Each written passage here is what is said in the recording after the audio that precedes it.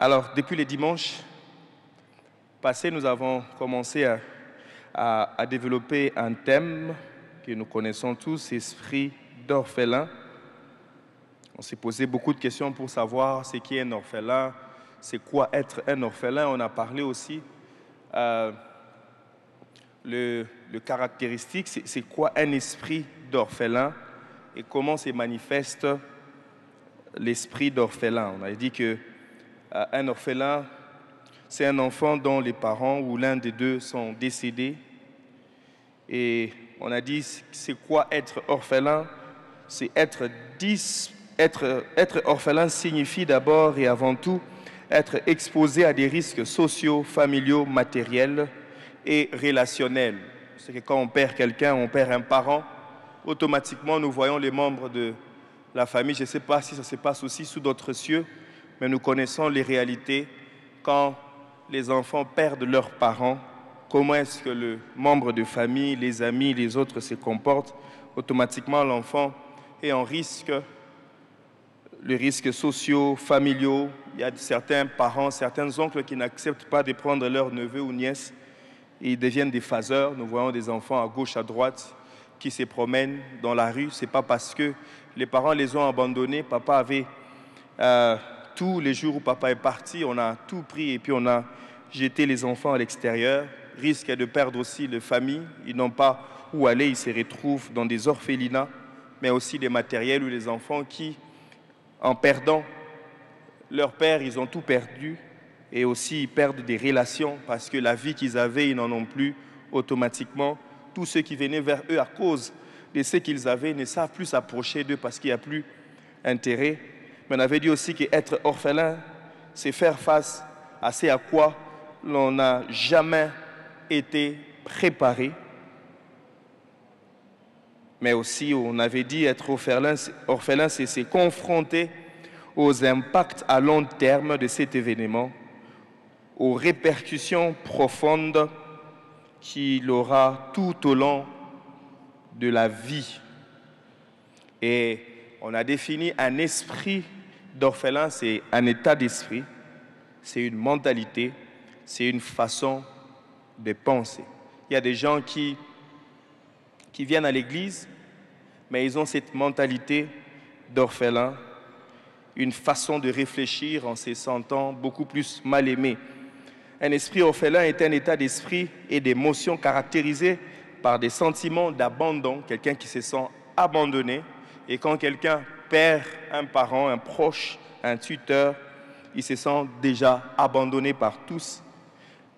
Un sentiment de rejet, de solitude et de manque d'appartenance.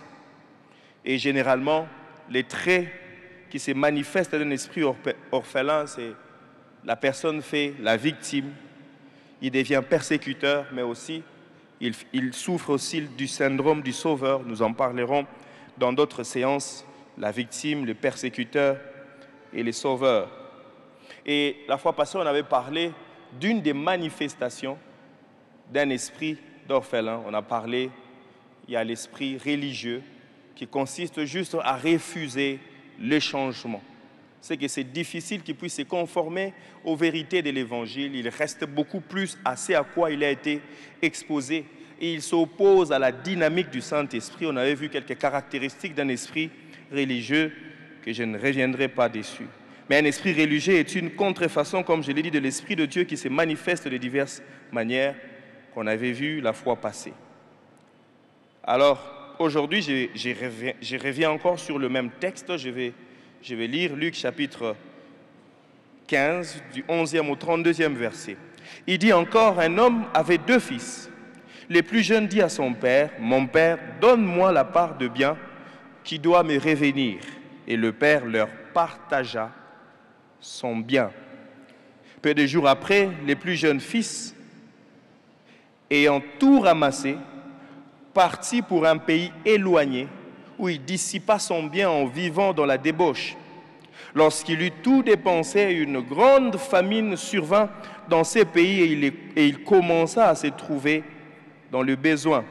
Il alla se mettre au service d'un des habitants du pays qui l'envoya dans ses champs garder les pourceaux. Il aurait bien voulu se rassasier des carouges qui mangeaient les pourceaux, mais personne ne lui en donnait. Étant rentré en lui-même, il s'est dit, combien de mercenaires chez mon père ont du pain en abondance. Et moi ici, je meurs de faim. Je me lèverai, j'irai vers mon père et je lui dirai, mon père, j'ai péché contre le ciel et contre toi. Je ne suis plus digne d'être appelé ton fils. Traite-moi comme l'un de tes mercenaires. Et il s'éleva et alla vers son père. Comme il était encore loin, son père les vit et fut ému de compassion. Il courut, s'est jeté à son cou et les baisa. Le fils lui dit, « Mon père, j'ai péché contre le ciel et contre toi, je ne suis plus digne d'être appelé ton fils. » Mais le père dit à ses serviteurs, « Apportez vite la plus belle robe et l'en revêtez. Mettez-lui un anneau au doigt et des souliers aux pieds. Amenez les veaux gras et tuez-les, mangeons et réjouissons-nous, car mon fils que voici était mort et il est revenu à la vie. Il était perdu et il est retrouvé. » Et ils commencèrent à se réjouir.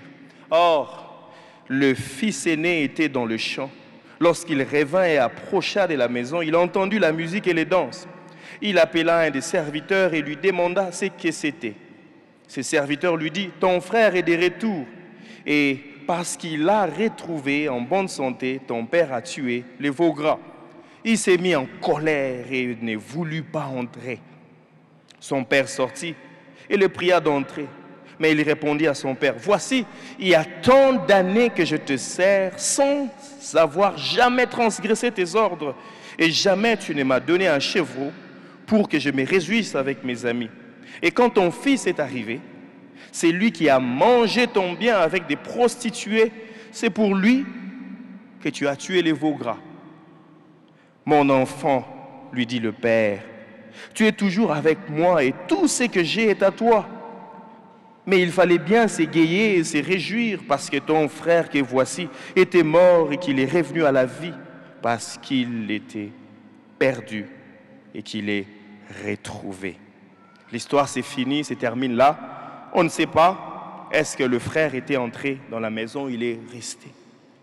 Partant de ce texte, j'aimerais juste pointer trois choses. C'est quand nous regardons ces deux frères, chacun avait un problème. L'autre était apparent, l'autre était non apparent.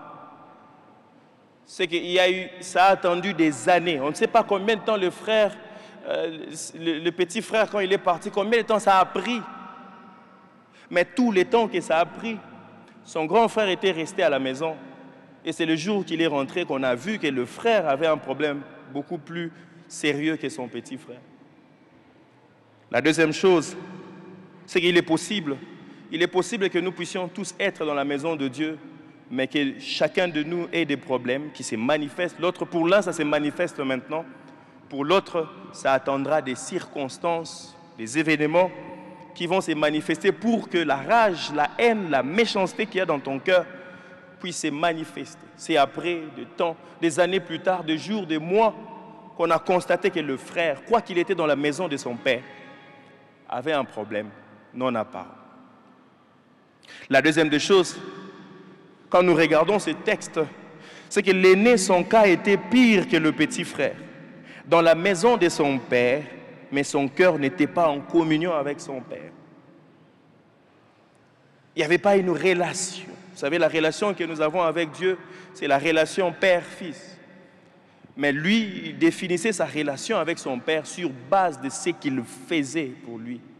Or, le père, en disant que tu es ici avec moi, la relation que j'ai avec toi, elle est totalement différente de la relation que j'ai avec les serviteurs, ceux qui sont en train de servir, les mercenaires, tous ceux qui sont là. Le traitement que je t'accorde est tellement différent du traitement que j'accorde aux autres parce que ce ne sont que des serviteurs, ce ne sont que des passants. Mais moi, tu es avec moi ici. Le jour où je ne serai pas là, cet héritage, tout ce que j'ai t'appartiendra. Il n'avait jamais quitté la maison de son père, mais à cause de son état d'esprit, il a fini en dehors de la maison. Regardez l'histoire, comment est-ce qu'elle finit. On ne sait pas si le frère est entré. Il était dans la maison, mais à la fin de l'histoire, c'est lui qui se retrouve à l'extérieur. La troisième des choses, L'histoire finie, le frère aîné à l'extérieur, en colère, frustré, bouleversé, en train de discuter, d'argumenter avec son père. De discuter avec son père et le frère cadet se retrouve à l'intérieur en train de se réjouir. Vous savez, un jour, Paul dit que les impudiques, les envieux, tous ces gens de mauvaise vie n'hériteront pas les royaumes de Dieu. Il est possible que tu sois dans la maison de Dieu. Il est possible que tu sois enfant de Dieu, mais juste par ignorance de qui tu es. C'est possible qu'à la fin, que tu te retrouves en dehors de la maison. Même ma prière pour moi est que ça ne soit pas le cas pour toi. Amen. Et depuis les dimanches, on a commencé à développer la manifestation. Comment est-ce que l'esprit d'orphelin se manifeste? On a épinglé un point, on a parlé sur l'esprit religieux et on avait donné aussi un remède qui était les tuteurs, le Saint-Esprit, dont Jésus dit dans Jean 14, il dit « Je ne vous laisserai pas orphelin » parce qu'il savait, en partant, comme je l'ai dit, les dimanches passés, c'est que Jésus, de son vivant, quand il était là, il était comme un père, il était un protecteur. Quand ils avaient faim, Jésus multipliait le pain, Jésus il guérissait le malade, Jésus apaisait la tempête. Jésus, il faisait tout ce qu'il fallait faire, mais il s'est dit, ma mission sur terre finie, et il est beaucoup plus avantageux pour vous que je m'en aille. Parce que si je n'allais pas, le consolateur ne viendra pas. Parce que sur cette terre, sans moi, vous êtes comme des orphelins. Et il serait mieux pour vous que je puisse vous envoyer les consolateurs, un autre moi qui sera en vous, qui sera au milieu de vous, qui va commencer à faire ces choses au travers de vous. Et aujourd'hui, nous allons voir la deuxième chose. Par la grâce de Dieu, si nous pouvons finir toutes les caractéristiques qui montrent que cette personne a un esprit d'orphelin. J'aimerais déjà vous dire en toute humilité, ça guette tout le monde. Il n'y a personne qui est épargné. Les pasteurs, les prophètes, les parents, et même ceux qui ont des parents. Ça guette tout le monde, cet état d'esprit, cette façon de réfléchir. La deuxième des choses aujourd'hui que nous allons voir, un esprit d'orphelin pousse une personne à l'isolement. C'est que non seulement que tu as l'esprit religieux, mais tu as tendance à te détacher de la communauté. Quand nous regardons ses frères, en venant, il a entendu que son frère est dedans, on se réjouissait, on faisait tout pour lui. Il n'a même pas voulu entrer dans la maison. Même s'il allait se fâcher, mais au moins être dans la maison. Il n'a pas voulu le faire. Il s'est mis en colère et ne voulut pas entrer. Son père, c'est son père qui est sorti pour commencer à les supplier pour qu'il puisse entrer, mais il a refusé. C'est lui qui a un esprit d'isolement. Il s'éloigne petit à petit de la communauté. Il y a des gens qui viennent qu'à l'église, ils se disent, quand j'ai fini mon culte, je reste dans mon coin. Quand on dit Amen final, je sors, je pars. Ça, c'est un esprit d'isolement. Cette maison, c'est la maison de ton père. Dis au voisin, c'est la maison de ton père. Tu n'as pas à te sentir comme un étranger ici. Mais sache que le fait que tu te sens toujours, tu te mets toujours en évidence, tu restes isolé, tu ne veux pas te mêler avec les autres, c'est une stratégie diabolique pour, nous allons voir ça, pour te détruire. Parce qu'il sait, le fait que tu restes avec ta famille chrétienne, tu seras fort, tu vas grandir, les expériences des autres vont t'enseigner, tu vas comprendre, tu vas persévérer dans la foi et tu vas résister au diable. Et qu'est-ce que le diable fait? Il vient te placer cet esprit en toi pour que tu puisses toujours t'isoler des autres. Le fils aîné n'a pas voulu entrer dans la maison. Et celui qui a un esprit d'isolement dans sa tête, c'est nous le problème. Il s'est dit, j'aime pas me mêler avec les autres. Quand le culte finit, moi je viens que pour la prédication, je viens que pour la louange, je viens que pour tel. Après, quand la prédication finit, il n'a même pas le temps de communier avec les autres. La question, ce n'est pas toi le problème. Le grand problème avec ces gens, c'est que dans ton cœur, tu as un sentiment d'abandon, de rejet. Tu penses que les gens ne t'aiment pas. Tu penses que tu dois faire quelque chose pour que les gens puissent t'accepter. J'aimerais te dire, tu n'as rien à faire pour être accepté dans cette famille. La seule chose que tu as à faire, c'est de faire quoi? De croire en Jésus-Christ. C'est lui qui s'isole toujours, il dit, ils sont le problème. C'est eux le problème.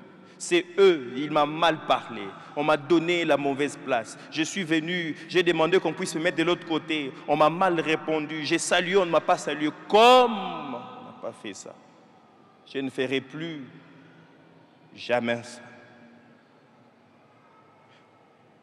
L'isolation est différente de la solitude. La solitude, c'est lui qui est seul, qui veut rester seul. Il s'est dit, j'ai un problème, je dois résoudre ça pour ne pas indisposer les autres. Mais c'est lui qui vit dans l'isolation. Il pense que tous ceux qui sont autour de lui sont un problème.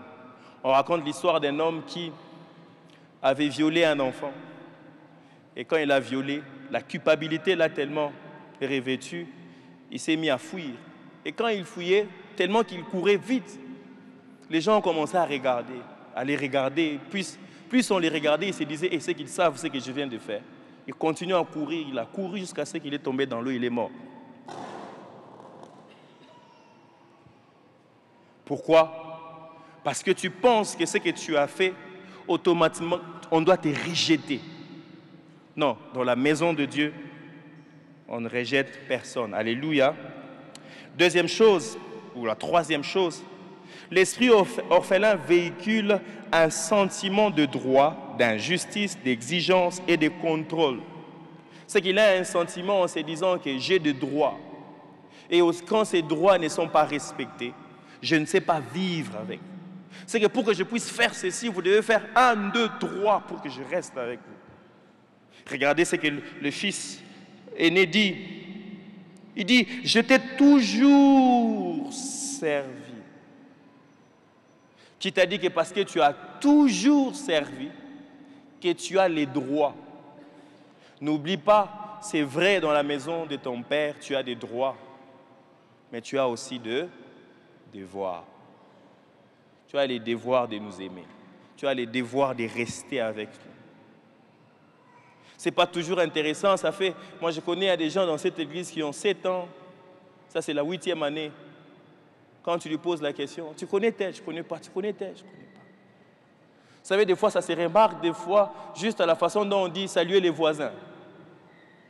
Quand on dit seulement saluer les voisins, c'est Kope Sangambo Tete.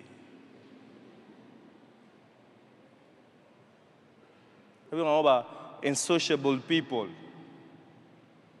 Pourquoi? Tu te sens toujours comme être abandonné et être exposé à des besoins, à des risques relationnels. Et tu as même du mal à nouer des bonnes relations autour de toi. Il dit, je t'ai toujours servi et n'a jamais transgressé tes commandements. Le droit. Tu penses que je suis juste parce que je t'ai toujours servi et parce que je n'ai jamais transgressé tes ordres. Et puisque je suis juste, l'autre là est injuste. Et il faut les punir. Tu es devenu juge et trop exigeant. Et tu aimes tout contrôler. C'est lui qui véhicule les sentiments de droit, d'injustice, d'exigence et de contrôle. Il se concentre sur ce qu'il fait et non sur ce qu'il est. Regardez comment est-ce que le fils aîné a fini à l'extérieur de la maison. Juste parce qu'il pensait que s'il restait, s'il était dans cette maison, c'est parce qu'il le faisait. Il servait son père. Il allait au champ. Quand papa disait, va à gauche, il va à gauche. Fais ceci, je le fais. Quand il dit, ah, c'est OK à vos ordres. Mais dans son cœur, il nourrissait quelque chose. En se disant, le jour où papa ne sera pas là, le jour où tel va faire ceci, comme mon frère est parti, qu'il ne revienne plus, pour moi je considère qu'il est mort. Et le jour où il fallait exercer la compassion, la miséricorde, non, pourquoi on doit le pardonner?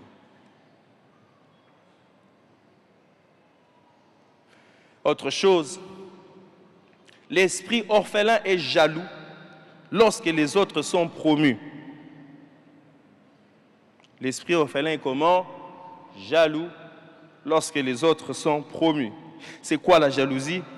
La jalousie est une émotion complexe qui mêle l'envie et l'amertume envers ce que possède autrui. C'est un mélange de l'envie, de l'amertume, la douleur, la haine, les désirs de vouloir posséder ce que l'autre a. Tu ne sais pas regarder dans ton assiette. On dit toujours, plus tu regardes dans l'assiette de l'autre, ta nourriture risque de faire quoi? De refroidir. Vous savez, il y a certaines nourritures qui se mangent qu'à chaud. Et il y a des gens qui passent beaucoup plus de temps à regarder les autres au lieu de regarder ce qu'ils ont et ce qu'ils sont. Ça s'appelle de la jalousie. 1 Samuel chapitre 18, le verset 5 jusqu'au verset 9. David allait et réussissait partout où l'envoyait Saül. Il fut mis par Saül à la tête de gens de guerre et il plaisait à tous les peuples. La source de ses problèmes, juste parce que tout ce qu'il faisait, les gens aimaient ce qu'il était en train de faire. Même aux serviteurs de Saül, quand ils regardaient les prouesses de David, ils se disaient, waouh, un jeune homme fantastique, merveilleux. Mais juste les résultats qu'il produisait a créé des problèmes. Comme il revenait lors du retour de David, après qu'il eut tué les Philistins, les femmes sortirent de toutes les villes d'Israël au devant du roi Saül. Oh, pourquoi ne pas aller vers David? Vous allez vers Saül. C'est des provocatrices. En chantant et en dansant, au son des tambourins et des triangles, et en poussant des cris de joie, les femmes qui chantaient se répondaient les unes aux autres et disaient, Saül a frappé ses 1000 et David a fait quoi? Ses 10 000. Qu'est-ce qui s'est passé? Saül fut très irrité et cela lui déplut. Il dit, on en donne 10 000 à David et c'est à moi que l'on donne le 1000. Il ne lui manque plus que quoi? La royauté. Et Saül regarda David d'un mauvais œil à partir de ce jour et dans la suite. Et vous connaissez la suite. Saül voulait détruire David. C'était quoi? La jalousie. Vous devez savoir une chose, c'est que la bénédiction de l'autre sera ton test. Quand Dieu bénit l'autre, c'est qu'il est en train de te soumettre à l'épreuve. Comment est-ce que tu apprécies la réussite, l'ascension de l'autre? Au premier que j'ai donné mon exemple, en 2013, le docteur sort son album, le premier album, Les Cultes. Et il travaillait avec le pasteur David, le pasteur Kionga, le frère Jacques et les autres. Et moi, j'étais assistant académique à Rhema Worship. C'est moi qui faisais les programmes, et pasteur David et les autres, même les docteurs, ils venaient à Rhema Worship comme des enseignants. Et quand ils ont commencé, moi j'ai gardé la maison. Je suis resté comme les fils aînés pour garder la maison et les autres devaient partir. Non pas parce qu'ils avaient réclamé leur héritage. Ils sont partis, ils devaient aller en tournée, il y avait des concerts, ils devaient aller à Lubumbashi. Et à un moment dans mon cœur, ces sentiments ont commencé. Vous savez, il y a des gens, quand on parlera sur les sauveurs, la mentalité du sauveur, pas comme le Christ. Il y a des fois les gens qui changent de métier juste parce qu'il a vu quelqu'un réussir dans ça. Et il s'est dit, moi aussi, je dois aller dans ça. J'ai commencé à murmurer dans mon cœur, mais pourquoi? Moi, je ne suis pas aussi aligné dans ça. J'ai commencé à me battre et c'était la jalousie. Et j'ai commencé à prier pour ça. Et j'ai commencé à prier pour eux. Et je suis resté dans mon couloir. Alléluia. C'est que sur cette terre bien-aimée, chacun a son couloir. Dis au voisin, chacun a son couloir. Et nous devons savoir une chose, c'est que nous n'irons pas tous à la même vitesse.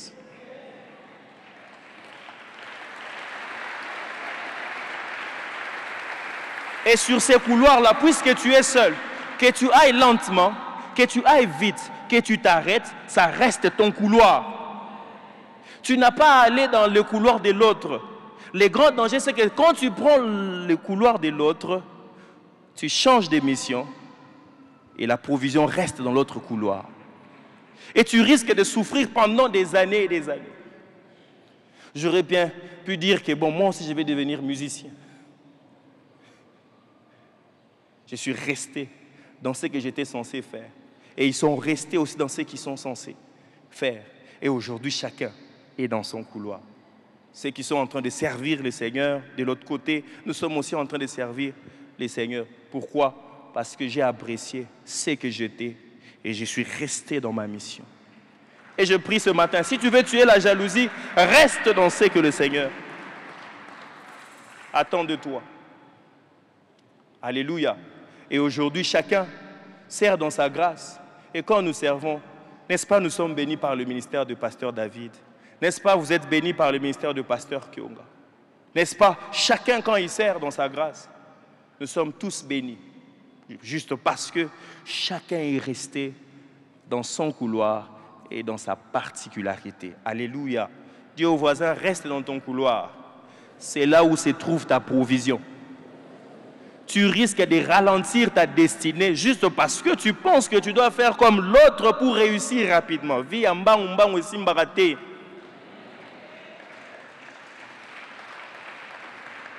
Si aujourd'hui tu n'as pas pris l'avion, l'avion est aussi raté en aéroport. L'Europe ne va pas se déplacer, les États-Unis ne vont pas se déplacer. Tu iras toujours au moment opportun, mais reste dans ton couloir. Quand Dieu te donnera l'accélération, tu arriveras là.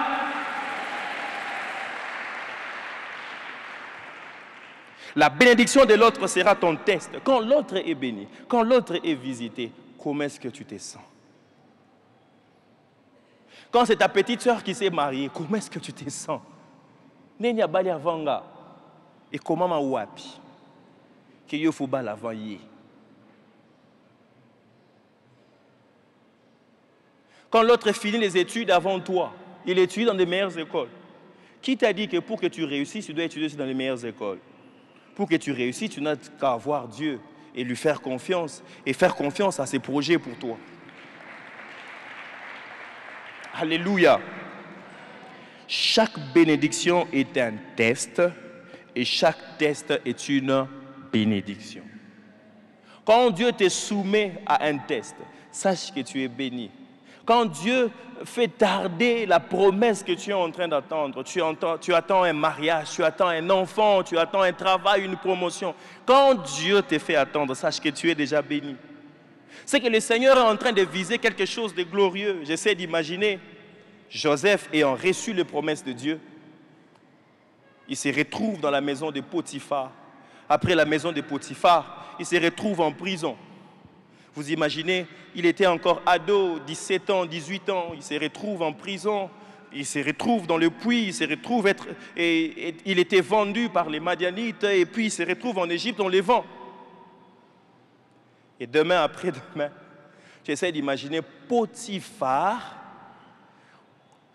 à chaque fois qu'il regardait Joseph, qu'est-ce qu'il disait? Prison. Je savais que ma femme avait menti, mais qu'est-ce que je pouvais faire? Quand Dieu te soumet à un test, c'est que ce qu'il te réserve, c'est plus grand que ce qu'il a donné à Potiphar. Quand Dieu prend du temps à te travailler, il prend le temps de travailler ton caractère, ta personnalité, ton identité. C'est parce que ce qu'il te réserve demandera beaucoup plus de caractère pour que tu puisses le porter. Ça ne demandera pas que des compétences, les dons, les manifestations. Non, ce n'est pas ça qui soutiendra ce que Dieu va te donner. Mais c'est le caractère, l'élan de ton cœur, l'attitude intérieure. Et quand il va te les donner, tu sauras les garder pendant longtemps. Regardez Joseph, à 30 ans, il devient Premier ministre. Il est mort à 110 ans, vous imaginez. Et pendant tous ces temps, il est resté chef en Égypte. Pourquoi? Parce qu'il a laissé Dieu. Il a apprécié l'élévation des autres. Quand les autres sont élevés, comment est-ce que tu réagis? Toujours parlons de la jalousie. Vous savez, le premier meurtre dans la Bible, c'était à cause de la jalousie. Genèse 4, 3. Au bout de quelque temps, Caïn fit à l'Éternel une offrande des fruits de la terre. Et Abel, de son côté, en fit une des premiers-nés de son troupeau et de leur graisse. L'Éternel porta un regard favorable sur Abel et son offrande. Ça ne veut pas dire que Dieu n'avait pas refusé ou apprécié l'offrande de Caïn. Il a juste fait un choix. Et quand nous regardons, ce n'est pas la première fois qu'ils offraient des offrandes à Dieu.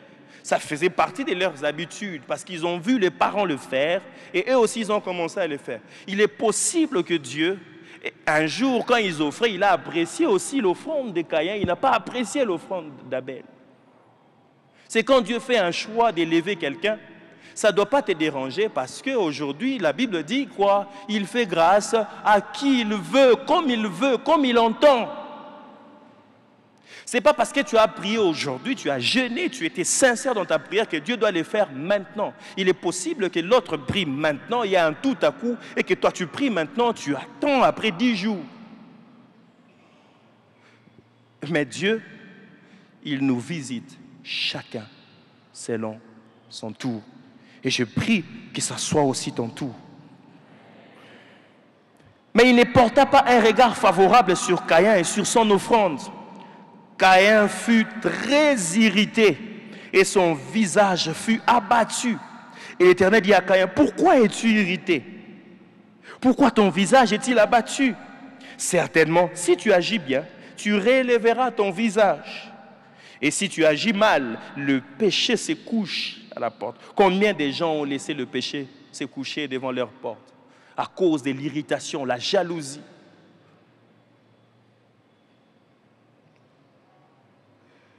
Nous étions tous en train d'étudier, on a eu le diplôme, toi tu as fait beaucoup de pourcentages, mais dans la société, vous savez, il y a l'école, la vie de l'école et l'école de la vie. La vie de l'école, nous allons à l'école, nous étudions, mais l'école de la vie est différente. C'est que l'école de la vie, ce n'est pas les pourcentages qui te qualifient, c'est autre chose, ça peut être la faveur, c'est que d'autres disent chance, il y a vie. Mais les éléments qui nous qualifient dans l'école de la vie, ne sont pas forcément les éléments qui t'ont qualifié à l'école. Tu as fait 80% à l'école, mais dans la société, c'est moi qui suis ton chef. Ça ne veut pas dire que je suis plus grand que toi, c'est juste un parcours. C'est qu'il est possible que demain, que tu puisses me dépasser, mais si tu agis bien dans ton cœur, si tu gardes l'attitude, ne fais pas la victime, en se disant, oh non, bon, lui il est là juste parce qu'on l'a pistonné. Non, bon, on a pire petit, non. Quand Dieu élève quelqu'un, qui élève? C'est Dieu. Dieu élève tout le monde. Et chacun de nous sur la terre, Dieu lui a donné l'opportunité dans la vie, une fois, de pouvoir se réjouir de la vie. Ça dépend de comment est-ce que tu utilises les opportunités que Dieu te donne. Quand tu utilises mal les opportunités, tu verras. Quand vous regardez dans la vie, c'est que quelque part dans la vie, Dieu t'a donné une opportunité que la chance puisse te sourire. Mais tu as juste mal, à cause de ton mauvais caractère et de la mauvaise attitude de ton cœur, tu as juste mal géré l'opportunité que Dieu t'a donnée. Et demain, tu deviens jaloux. Pourquoi es-tu irrité et pourquoi ton visage est-il abattu? Certainement, si tu agis bien, tu relèveras ton visage. Et si tu agis mal, le péché se couche à la porte et ses désirs se portent vers toi. Mais toi, fais quoi? Domine sur lui. Dieu n'est pas un socialiste. Dis au voisin, Dieu n'est pas un socialiste. C'est-à-dire que Dieu doit mettre tout le monde au même niveau. Dieu ne mettra pas tout le monde au même niveau.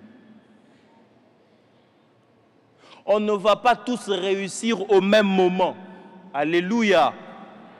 On ne sera pas tous exaucés au même moment. Dieu peut exaucer à ta prière après 10 ans. Élisabeth et Zacharie. Je ne sais pas combien de temps ils ont prié. Mais la Bible dit qu'ils étaient avancés en âge. Et un jour, l'ange est venu et dit, Dieu a fait quoi? A répondu. Combien de temps? Vous imaginez, il a même oublié. J'essaie d'imaginer si ils s'étaient irrités contre Dieu en enviant tout ce que les visitations de Dieu tout autour d'eux. Je ne sais pas si ils allaient être visités. On ne sera pas tous. visiter au même moment. Dis au voisin, ce ne sera pas au même moment. Il y aura toujours quelques tierces de secondes de retard. C'est que même si on arrivait tous au même moment, vous allez voir que l'autre, il y a eu un petit décalage. Et dans les choses de Dieu aussi, c'est comme ça. Dieu, il ne mettra pas tout le monde au même niveau, au même moment. Parce que Dieu fonctionne dans l'équité et non l'équilibre, non l'égalité. Tobotama déjà m'kolomonte. Même les jumeaux ne sortent pas tous au même moment.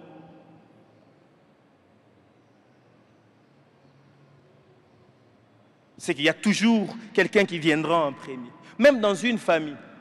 Arrêtez de jalouser ceux qui ont réussi dans la famille. C'est que celui qui a réussi dans la vie, il est devenu une source pour les autres. Il faudrait beaucoup plus l'encourager. Plus il est en bonne santé, plus il est encouragé, il devient une source pour plusieurs. Arrêtez de jalouser ceux qui réussissent. Alléluia. Je vous avais dit depuis le dimanche passé, je m'étais préparé à ne pas recevoir les amens. La promotion de l'autre exposera tes frustrations. Si tu veux remarquer que tu es frustré, regarde comment est-ce que quand on parle de lui, comment est-ce que tu réagis. Quels sont les genres de commentaires que tu fais? Je suivais une vidéo, comme je l'ai dit au premier culte, de quelqu'un qui montre qu'il est jaloux de la promotion de l'autre. C'est qu'il ne sait pas que dans la vie, on peut shifter. C'est qu'aujourd'hui, j'étais étudiant, demain, je peux devenir professeur. Et lui, il fait des vidéos sur les réseaux sociaux il manifeste publiquement sa jalousie. Et il s'appelle homme de Dieu. Là, c'est un homme de Satan. Alléluia. Les orphelins ne peuvent pas accéder à leur héritage parce qu'ils se retrouvent en dehors de la maison. Les fils aînés se retrouvaient à l'extérieur à cause de son état d'esprit. La jalousie, la haine, la colère, toutes les mauvaises prédispositions dans son cœur. Il s'est retrouvé. On ne sait pas s'il est rentré à la maison. Mais l'histoire finit que Bazaki Libanana papa na bango. Non pas pour se réconcilier, mais il s'est fâché contre son père. Il y a des fois des gens qui vont prier, ils se fâchent contre Dieu parce que Dieu a béni l'autre. Seigneur, c'est moi qui l'ai amené à la foi, c'est moi qui ai fait ceci, j'ai fait cela, j'ai fait. Comment est-ce que tu l'as béni avant moi? Et on pense que tu pries, tu t'es plaint. Il y a des gens qui viennent les jeudis, qui veulent que Dieu puisse les bénir pour prouver aux autres que Dieu aussi m'a béni. Et ça, voisin, tu vas attendre. Tu vas vieillir. Jusqu'à ce que tu vas expirer. Tu vas saluer les promesses de Dieu au loin. Juste parce que Dieu, il s'est dit, t'es donné, t'es bénir, c'est te donner une arme pour tuer les autres. Alléluia! Ah, faut encourager quand même. J'ai dit, c'est la parole de Dieu.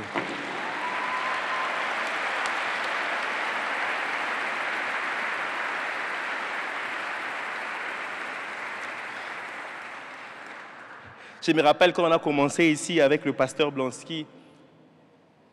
Et une fois, je devais signer pour que je puisse recevoir les supports que j'ai recevés là. Et j'étais au bureau du pasteur Blansky. Il a dit, ça c'est ce que les hommes te donnent.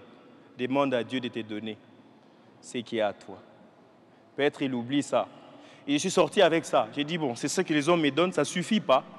Mais Dieu, ton serviteur, a dit que je te demande. Et Dieu m'a donné exactement ce que lui devait me donner. Alléluia. C'est que n'envie pas celui qui gagne plus. C'est qu'il est possible que lui il gagne plus, mais il n'est pas en paix. Toi, tu gagnes paix, tu es en paix.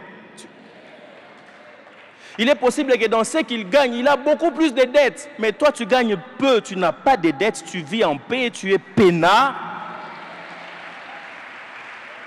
Juste parce que tu restes dans ton couloir. Quand tu restes dans ton couloir, la Bible dit que Christ a inauguré un chemin nouveau pour nous. C'est que c'est à toi d'accélérer ou de ne pas accélérer. Si tu décélère. C'est-à-dire que tu es en train de regarder l'autre. Je vous ai dit ici, plus tu regardes l'assiette de l'autre, ton repas va se refroidir. Il y a certains repas qui se mangent qu'à chaud. Concentre-toi sur ton assiette. Dis au voisin, concentre-toi sur ton assiette. Sinon, tu risques de perdre la nourriture. Tu risques de perdre cet héritage-là. Regardez ce qui est arrivé à Caïn. Genèse 4, 11, 12. Maintenant, tu seras maudit de la terre qui a ouvert sa bouche pour recevoir de ta main les sangs de ton frère. Quand tu cultiveras le sol. Avant, il cultivait le sol. Il y avait le fruit. Mais il dit, mais quand tu cultiveras le sol, il ne te donnera plus sa richesse. Juste parce qu'il a envié l'autre. Et il a tout perdu. Il a perdu et le peu qu'il avait. Il a perdu et l'approbation de Dieu. Et il s'est retrouvé en train de vagabonder sur la terre. Il a tout perdu. Quand tu regardes l'autre, tu regardes... Hein, tout le monde quelque part, on a frère, ça a une semaine. Au bétata, il sola via mon touté. Au coup explosé, au coup faté. C'est que tu restes sur ta vie une semaine. Fais une semaine. Quand ça a commenté dans Facebook, tu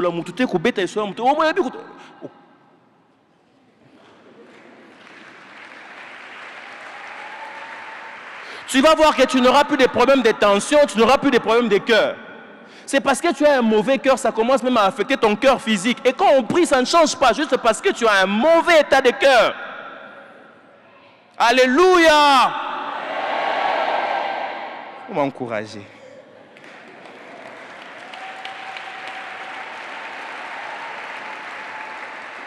Et Caïn a tout perdu. Même les sols qui produisaient de fruits qu'il pouvait donner en offrande, il a perdu même les offrandes. Il ne savait plus donner les offrandes parce qu'il a laissé le mal entrer dans son cœur. Et il a tué son frère. Et aujourd'hui, on empoisonne les gens juste parce qu'il y a un kitiwan. On fait du mal aux gens. On est prêt à envoyer des gens. Et il y a des gens qui sont prêts à tuer juste parce qu'on lui a donné $100. Et il tue quelqu'un. Et puis tu viens à l'église, nous lèvons nos mains. Le roi pasteur, que le Seigneur te réprimande. Il y a des gens, les jours où le Seigneur, sa colère va se déverser, surtout à l'église.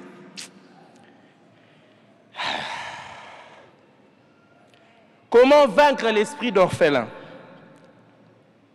On avait donné la première clé la fois passée, développer l'intimité avec le Saint-Esprit, parce que c'est lui qui bâtit, qui facilite notre relation avec le Père, c'est lui le consolateur. Deuxième chose, faites confiance à l'amour et à la provision de Dieu. Dis au voisin, fais confiance à l'amour et à la provision de Dieu. Fais confiance en son amour. Il t'aime sans condition. L'amour dont on parle ici, on parle de l'amour agapao, sans intérêt. Il n'attend rien venant de toi, l'amour de Dieu.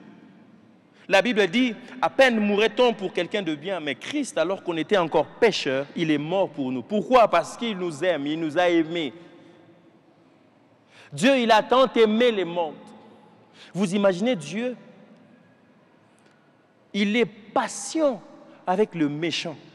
Juste parce qu'il ne veut pas voir quelqu'un de mal mourir. Il veut que même aux derniers instants de sa vie, qu'il puisse se repentir. Si pour un païen, Dieu il est patient et il est amour, à combien plus forte raison pour toi qui es son fils, sa fille? Si Dieu renouvelle la grâce chaque jour, il fait lever le soleil pour les méchants et pour les biens, les hommes bien. Chaque jour, il fait lever le soleil. Ça éclaire tout le monde. Et il donne à tout le monde l'opportunité de réussir dans la vie. À combien plus forte raison, toi, qui es son enfant? La seule chose qu'il demande, apprends à faire confiance au projet de Dieu. Apprends à faire confiance à l'amour de Dieu. Que ça tarde, que ça ne tarde pas. Toi, fais confiance au plan merveilleux de Dieu. Dis à Dieu, ça n'a pas marché aujourd'hui. Je sais que demain, ça va marcher. Dis à Dieu, aujourd'hui, c'était négatif ici. Je sais qu'en toi, c'est toujours positif. Parce qu'il n'y a aucun parent qui chercherait du mal pour son enfant. 1 Jean chapitre 3, le verset 1 dit « Voyez quel amour le Père nous a témoigné pour que nous soyons appelés enfants de Dieu. » Les témoignages de Dieu, manifestés par son amour en donnant son Fils unique, c'est juste pour que nous devenions enfants de Dieu. Et nous les sommes. Si le monde ne nous connaît pas, c'est qu'il ne l'a pas connu. Deuxième chose, embrassez votre identité, acceptez votre identité en Christ. C'est la partie la plus difficile. Vous savez, quand les enfants grandissent à partir de 10 ans, l'âge de la puberté, l'adolescence, il y a une zone qu'on appelle toujours dans cette transition, qu'on appelle la crise d'adolescence. Au fait, c'est juste la crise d'identité. Il est en train de se découvrir, il y a des nouvelles choses qui se manifestent dans sa vie et il entre en crise. Et c'est la meilleure période, entre 10 et 23 ans max, où tu dois fixer cette affaire d'identité. Quand tu ne fixes pas cette affaire d'identité, quand tu entreras dans la quarantaine, ça peut revenir, mais d'une mauvaise façon. Vous voyez des gens à 40 ans, à Zumbongo, tu te poses des questions, mais frère, tu étais assidu à l'église. Ce n'est pas les démons, c'est qu'il n'a pas juste fixé son identité. Comme il n'a pas fixé son identité, il est vacillant. C'est le jour où il a l'argent, c'est le jour où il a l'opportunité, là il commence à faire souffrir les gens. Il y a à peu près 7 formes d'identité ou 7 niveaux d'identité qu'il faudrait fixer. Et même en esprit, il y a l'identité en Christ. Ce n'est pas seulement le fait de dire que je suis enfant de Dieu, mais c'est le fait de connaître. Quand je dis que je suis enfant de Dieu, ça veut dire quoi exactement? Ce qui fera en sorte que l'autre peut réussir. Tu dis non, mon papa est là, je suis enfant de Dieu. J'ai une autre identité, je ne peux pas me comporter comme tel. Galates 3, 26 dit, car vous êtes tous fils de Dieu par la foi en Jésus-Christ. C'est quoi embrasser ou affirmer son identité? C'est renouveler votre esprit avec la vérité sur ce que la Bible dit de vous. Qu'est-ce que la Bible dit de vous? Quand on insiste sur la lecture, la méditation de la parole de Dieu, c'est pour renforcer cette affaire d'identité. Aujourd'hui, nous avons des gens qui ont des crises d'identité. Aujourd'hui, il y a des gens qui se décident, ne m'appellent pas ceci, ne m'appellent pas cela. Il y a des désorientations sexuelles à gauche, à droite, parce que les gens sont en crise d'identité, ils sont en quête, ils cherchent comment se définir. Malheureusement, il y a des gens qui se définissent sur base de ce qu'ils ont. Ils pensent que si j'ai l'argent, voilà pourquoi des fois Dieu n'exauce pas à nos prières, juste parce que nous demandons mal, nous demandons dans le but de satisfaire nos envies. Et Dieu ne donne pas parce qu'il sait. Tu demandes juste pour avoir. Or, quand on demande à Dieu, c'est pour devenir. C'est pour être comme Christ. Qu'est-ce que la Bible dit de vous? Je suis héritier de Dieu, co-héritier. C'est-à-dire quoi? Je suis adopté, j'ai l'esprit d'adoption qui crie en moi, ah papa, c'est-à-dire quoi? Le fils aîné, il a perdu la perspective de qui il était. Regardez comment il se présente devant son père, je t'ai servi. Et regardez même comment est-ce qu'il présente son frère, ton fils. C'est qu'il définit sa relation avec son père sur base de son service. Voilà pourquoi les fils avaient beaucoup plus d'avantages pour être pardonnés par son père, parce qu'il a reconnu qu'il était. Il dit, c'est ton fils. Et il a eu beaucoup plus d'avantages d'être pardonné et de retourner dans la maison, parce qu'il a su qu'il avait offensé son père. Et il est revenu. Et en demandant même un traitement, il a reconnu que c'est par grâce. Et l'autre pensait que c'était un dû. Vous devez savoir une chose, que Dieu est plus intéressé sur ce que tu es, sur ce que vous êtes, et non sur ce que vous faites. Ne définissez pas votre vie sur base de ce que vous faites. Il y a des gens qui se marient juste pour démontrer que ngaïpé. Ça, c'est déjà une grave erreur.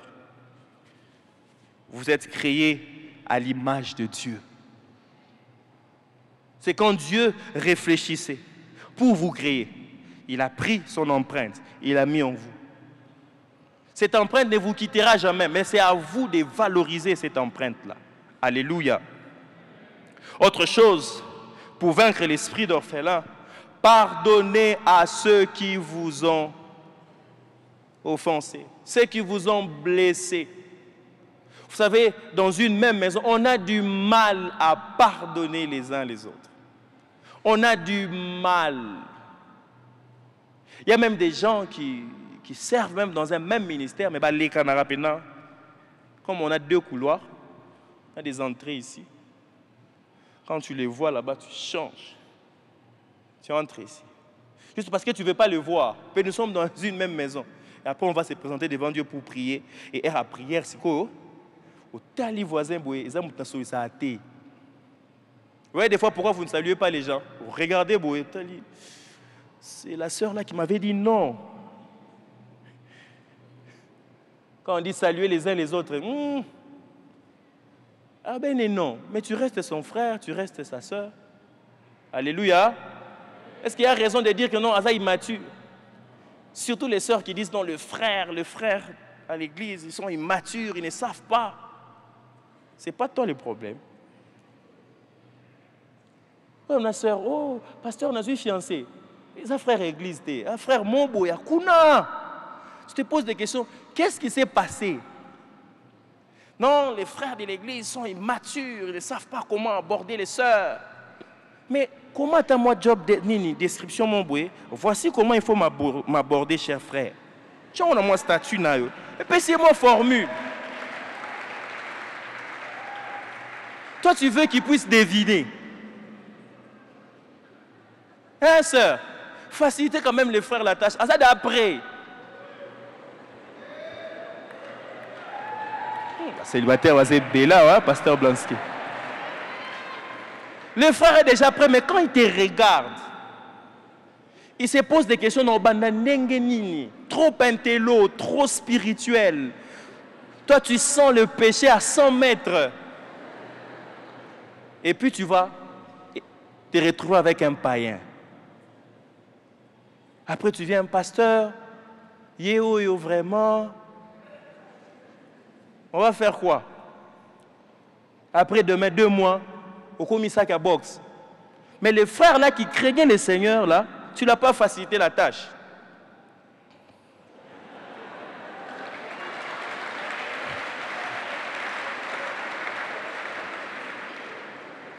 Moi, c'est dans balai une église. Tu vois ce que frère, yo balai ouais. Ou comme intercesseur ou comme adorateur. Comme un adorateur. Alléluia. Il faut faire l'intercession quand tu n'es pas encore marié. Quand tu entres dedans, il faut adorer le Seigneur. L'intercession, c'est difficile. Il faut gêner, il faut faire recevoir la crise d'estomac.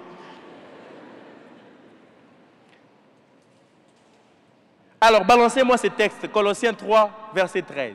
On va lire ensemble. On peut lire 1, 2, 3, la première partie.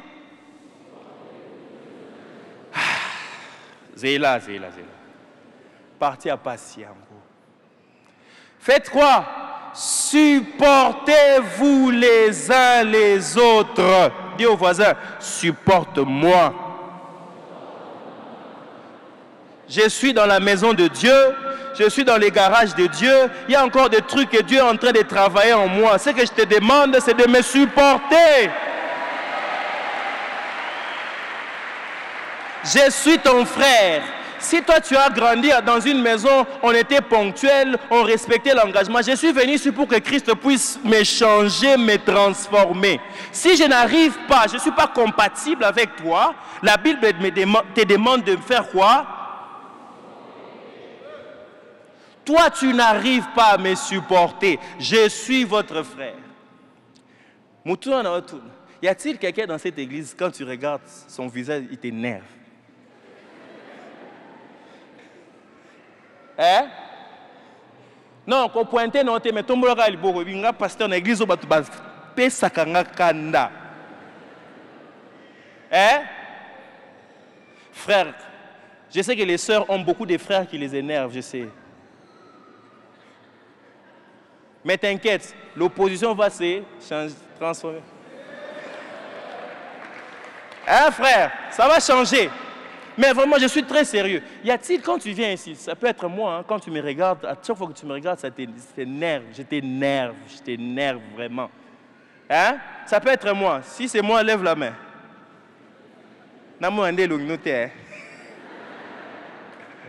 Mais, supportez-moi. Je suis votre frère. Alléluia. Même si c'est ta femme qui te met toujours en retard pour arriver à l'église, tout ça là, vous connaissez, non, cette affaire-là? La Bible dit quoi? C'est ta sœur. Tu dois faire quoi? Dis au voisin, supporte-moi. J'ai peut-être des langages durs, j'ai peut-être une mauvaise manière de répondre, mais nous sommes dans la maison de notre Père. Nous devons apprendre à faire quoi? À se supporter. On a du mal, nous, enfants de Dieu, à se supporter. On est prêt à supporter les païens. On n'est pas prêt à nous supporter entre nous. C'est comme une mentalité culturelle. On est prêt à supporter, à aimer les étrangers, mais entre nous, on ne sait pas. Exercer l'hospitalité. Et regardez comment est-ce que ça affecte notre nation. On est Balouba à gauche, Congo à droite, Swahili là-bas, de l'autre côté là-bas. Mais on est tous Congolais, pourquoi on ne sait pas se supporter? Et malheureusement, on amène cette mentalité à l'église. Tu refuses même que quelqu'un puisse intégrer un ministère parce que tu ne l'aimes pas, tu ne l'apprécies pas. Ça, c'est de la jalousie, de la méchanceté. Alléluia. Supportez-vous les uns. Et si l'un a sujet de ces... Regardez, Paul est en train de parler aux païens. C'est-à-dire qu'il y aura des gens à l'église insupportables. Il y aura toujours des gens à l'église qui sont plaintifs. Mais Paul, qu'est-ce qu'il recommande? Il dit, si l'un a sujet de se plaindre de l'autre, faites quoi? Pardonnez-vous réciproquement. J'aimerais vraiment vous encourager dans cette église. Ok? Vous savez, il y a des choses qui attirent la sorcellerie. Parmi les choses qui attirent la sorcellerie à l'église, c'est l'hypocrisie. On est hypocrite. Je sais que ton voisin n'est pas hypocrite.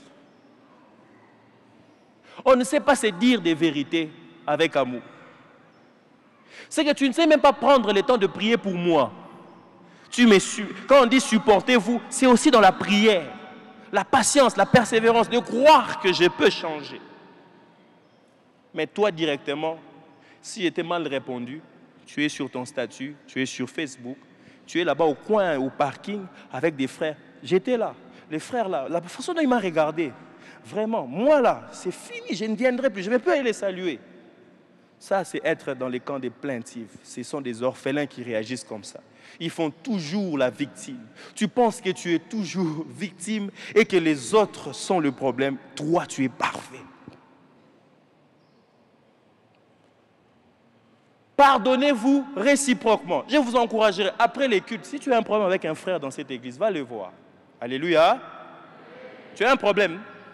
Si c'est avec moi, viens me voir. Dis, pasteur, en tout cas, ce que tu avais fait ce jour-là, je t'ai écrit, tu ne m'as pas répondu. En tout cas, je t'ai...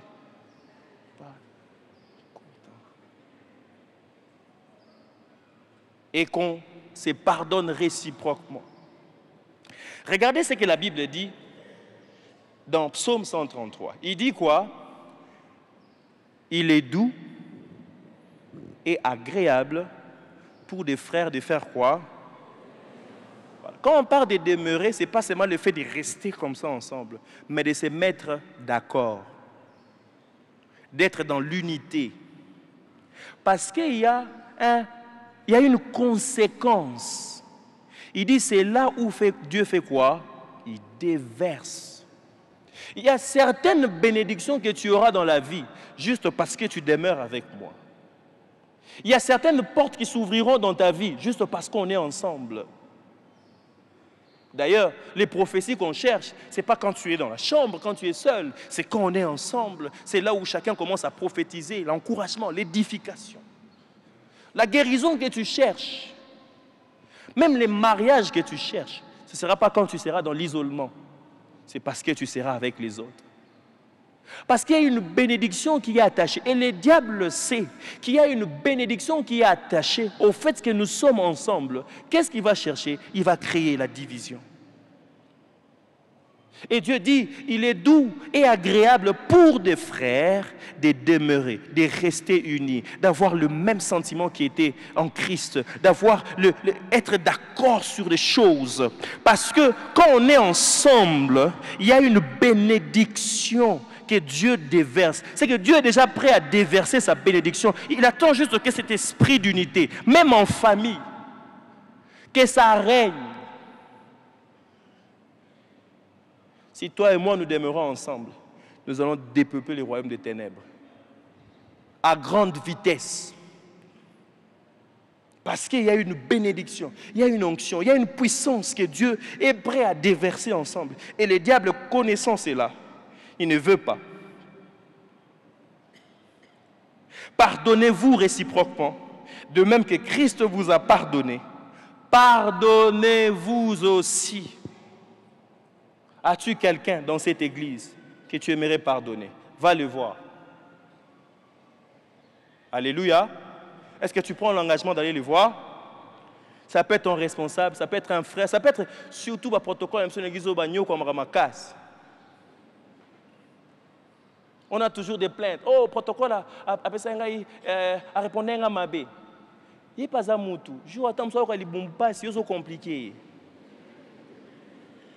Et dans cette complication, après cette réponse, alors qu'il passe, tellement qu'on nous a besoin de réponse, ou bien nous avons réponse. Est-ce qu'on peut acclamer les Seigneurs pour nos protocoles?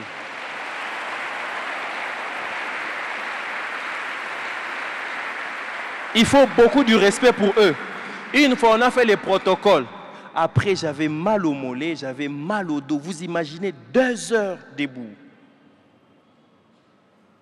Je me suis dit, je me suis dit, protocole, tu roules sur le talon. Tu es dans le 2e balcon.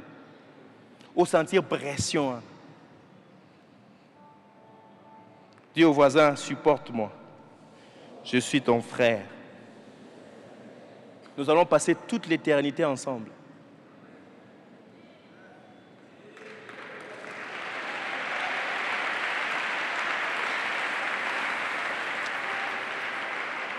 Autre chose, entourez-vous d'une communauté solidaire. Hébreux chapitre 10, 24, 25 dit ceci. Veillons les uns sur les autres. Voilà pourquoi Dieu pouvait poser la question à Caïn, où est ton frère? Il dit, suis-je le gardien de mon frère? Il dit à son voisin, hey,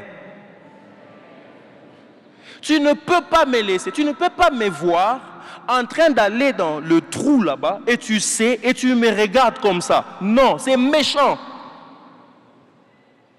Tu as la responsabilité de veiller sur moi. J'ai la responsabilité de veiller sur toi. C'est ce que Dieu dit. Tu es le gardien de ton frère. Tu as la responsabilité de veiller sur le salut de ton frère.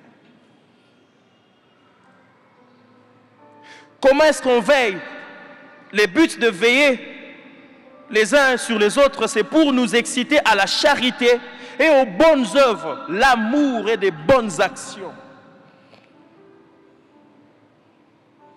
Vous savez, Paul dit ceci, les prophéties cesseront,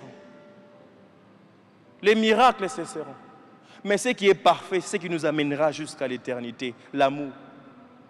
Ça ne servira à rien, nous venons, on est impactés par la présence de Dieu, nous tombons, mais après, les bonnes œuvres ne suivent pas, l'amour ne suit pas.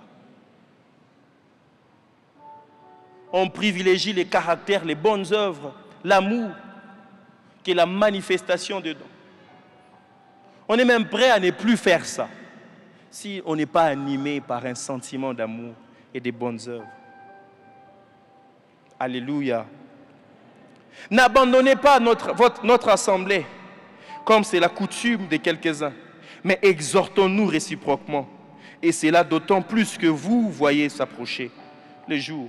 1 Pierre chapitre 5, le verset 8, il dit « Soyez sobres, veillez, votre adversaire, le diable, rôde comme un lion rugisse. » Le diable ne voudra jamais que nous soyons unis. Pourquoi? Il sait qu'il y a une force. Vous imaginez la tour de Babel. Dieu dit, oh, ils sont unis, descendants, des peurs qu'ils puissent aller loin dans ce qu'ils sont en train de faire. Et le diable utilise la même stratégie. Il ne veut pas que nous soyons unis. Regardez la stratégie du lion, comment est-ce qu'ils attaquent. Vous savez, ce n'est pas les lions qui attaquent. Généralement, c'est les lions qui attaquent. Mais qu'est-ce qui se passe? Les lions dégagent une forte odeur. Et qu'est-ce qu'il fait? Vous voyez, les vents viennent dans cette direction. Et il y a le troupeau qui est juste à côté là. Les lions vont de l'autre côté. Et les lions vont juste devant le troupeau, là où il y a le vent, pour que son odeur puisse déjà alerter les animaux, les troupeaux qui sont là. Et à un moment, les lions vont rugir. Et quand il va rugir, ils sauront qu'il est de ses côtés. Ils auront tous tendance à courir. Or, c'est là où se trouvent les grands pièges. Et que fait le diable? Il est là, quand il rugit par des circonstances difficiles, de mauvaises nouvelles, il rugit. Et quand on est là ensemble, il envoie des mauvaises informations pour que nous puissions nous disperser. Et quand on se disperse, malheureusement, il y a certains qui ne sont pas encore affermis dans leur foi, ils vont tout droit vers les lions et ils sont attaqués.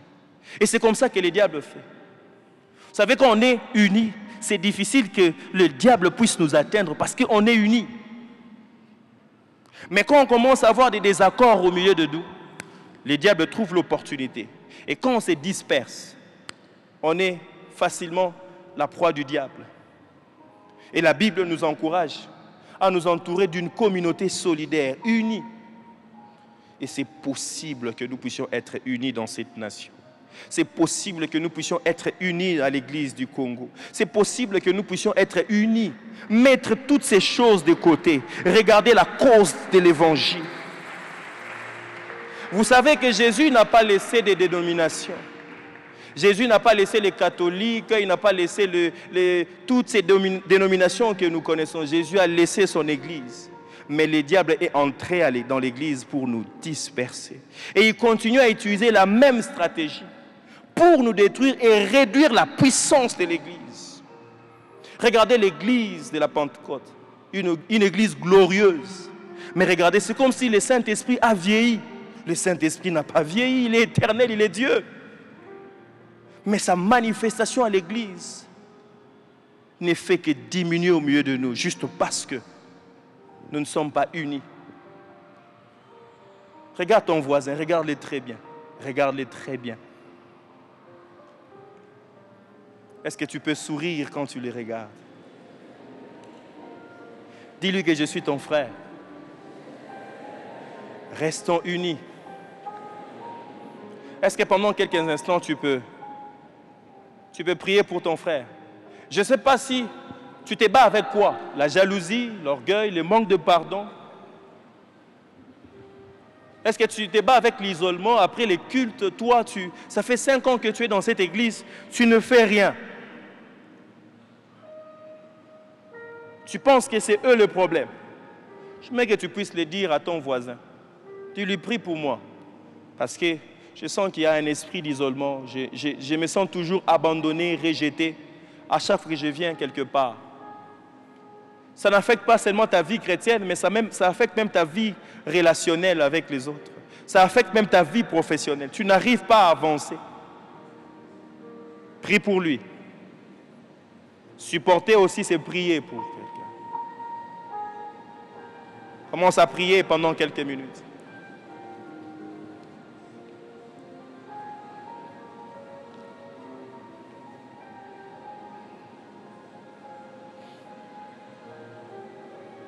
Est-ce que tu te bats avec quelque chose dans ton cœur? Est-ce la jalousie? À telle enceinte, quand tu regardes le progrès de ton frère, de ta sœur, tu murmures dans ton cœur. Demande à Dieu pardon pour cette attitude. Dis à Dieu, j'aimerais me réjouir avec ceux qui se réjouissent. J'aimerais être le partisan du bonheur de mon frère. J'aimerais participer dans son développement. J'aimerais participer dans ce qu'il est en train de devenir. J'aimerais qu'un jour, que je puisse dire, j'ai contribué aussi à ce qu'il est devenu. Avec joie, sans orgueil, mais avec beaucoup de joie en se disant, Seigneur, merci parce que tu m'as utilisé pour ce qu'il est devenu. Je te bénis et je te demande de m'utiliser encore pour plusieurs. Ne sois pas comme Saül. C'est lui qui avait nommé David, mais il est devenu là, c'est lui qui voulait détruire encore David.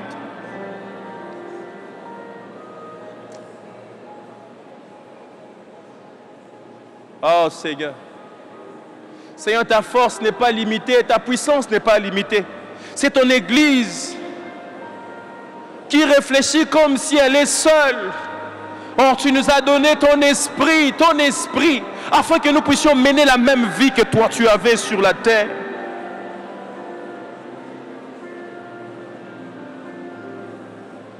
Le Dieu de la Bible ne s'est pas affaibli. Il est toujours le même Dieu. C'est nous qui changeons de cœur, d'état de cœur.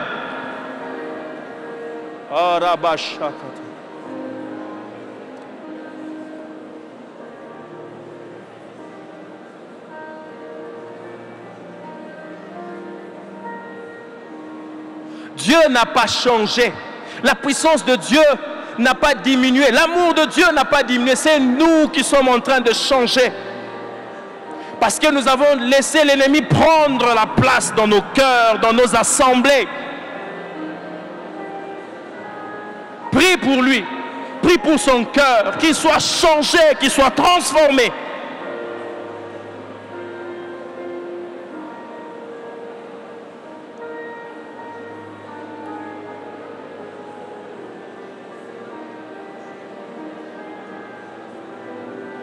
Oh. Change des voisins, change des voisins. Prie aussi pour l'autre voisin. Si tu penses que tu as besoin qu'il prie pour toi, dis-lui, prie pour moi. Priez les uns pour les autres. On en a besoin, bien-aimés. La puissance de l'Église doit être restaurée. La dignité de l'Église doit être restaurée par toi et par moi, par la qualité des hommes et des femmes que nous devons devenir dans cette nation.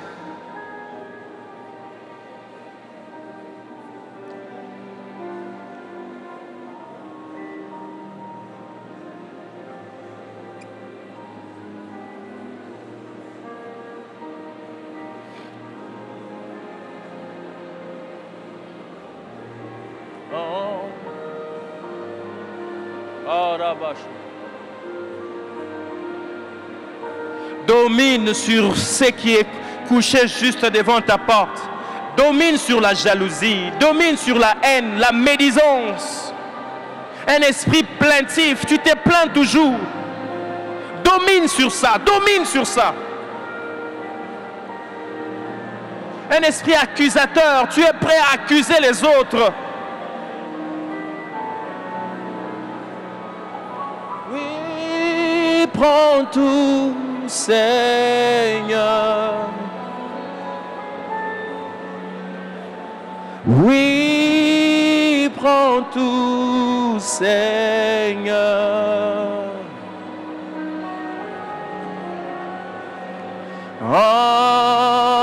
Entre tes mains, j'abandonne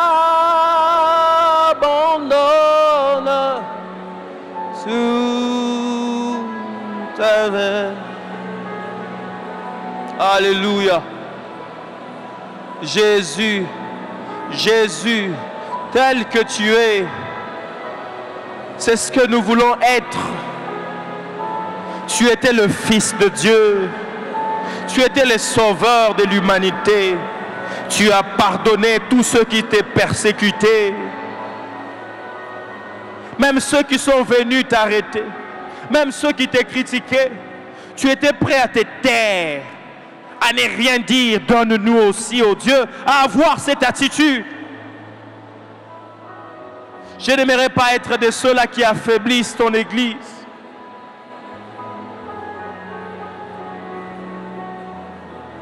Je n'aimerais pas être un prédicateur de l'évangile avec un mauvais cœur, en étant prêt à dénigrer les autres pour qu'on puisse m'honorer. Non, Seigneur, je refuse.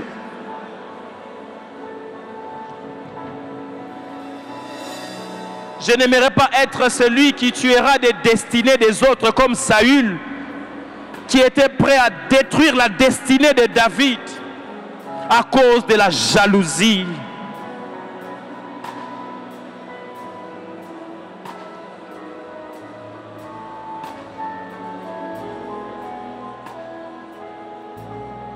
Je n'aimerais pas être comme Caïn, qui à la fin a tout perdu. Il y a des choses que tu as prévues pour moi. Je n'aimerais pas le perdre à cause de mon état de cœur. Circoncis mon cœur, change mon cœur.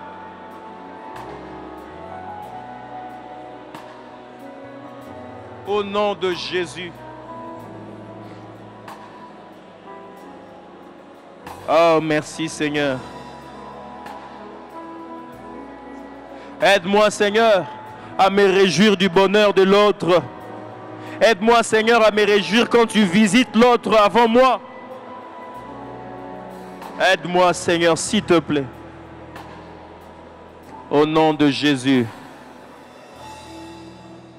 Est-ce qu'on peut acclamer pour le Seigneur?